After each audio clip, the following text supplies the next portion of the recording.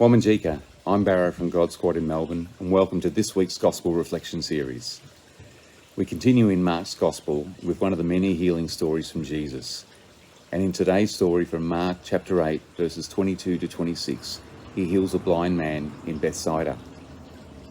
Yesterday we were also reminded about the healing of a blind person, as many people throughout the world celebrated Valentine's Day, a day that's usually associated these days with the commercial selling of romance and love.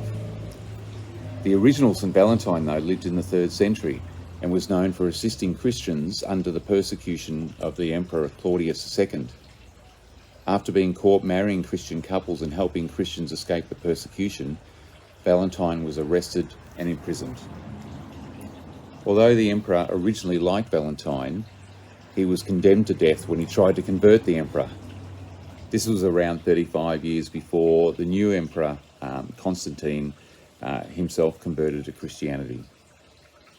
Valentine was relentless in his devotion to Christ. Eventually he was beaten with clubs, stones, and finally beheaded on February the 14th, 269 AD. In the year 496, February 14th was named a day of celebration in Valentine's honour.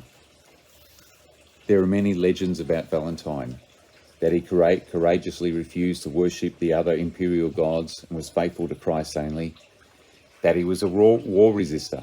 He subversively married young couples, preventing the men from going off to war. You see, the emperor believed that unmarried men made better soldiers, so married men were spared being sent off to war in the first couple of years. And another one, Valentine became friends with the daughter of his captor. Just before he was executed, Valentine healed the blind daughter of the jailer, restoring her vision, which was a dazzling act of enemy love. As the legend goes, on the day of his execution, he left the jailer's daughter a note in which he signed, "Your Valentine," undoubtedly sparking what has become a classic Valentine's tradition around the world. So here we have two acts of healing people. In today's gospel story, Jesus takes the blind beggar outside the village, spits on his eyes and rubs his hands in them. He asks the man if he can see. The man responds, "I see people, but they look like trees walking around." You see, some of his sight was restored, but he could not yet clearly see. That got me thinking about us. Most of us are not physically blind, but there are many ways that we do not see clearly. Many of us are blind to the suffering going on around us, to the needs of our community, blind to what God is doing in our own lives every day. In today's story, Jesus could have chosen many different ways to heal the man, but he chose to spit on his eyes. I really think that Jesus has a real sense of humour here.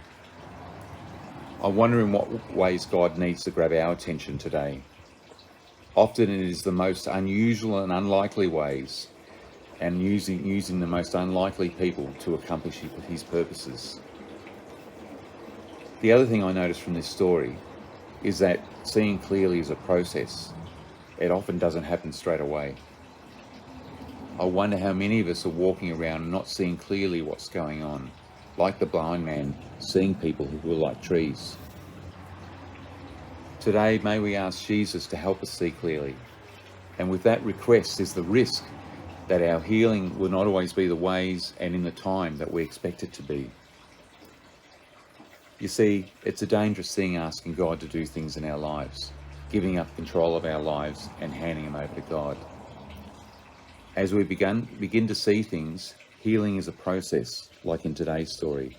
It might need a few attempts from Jesus to spit in our eyes before we can see clearly.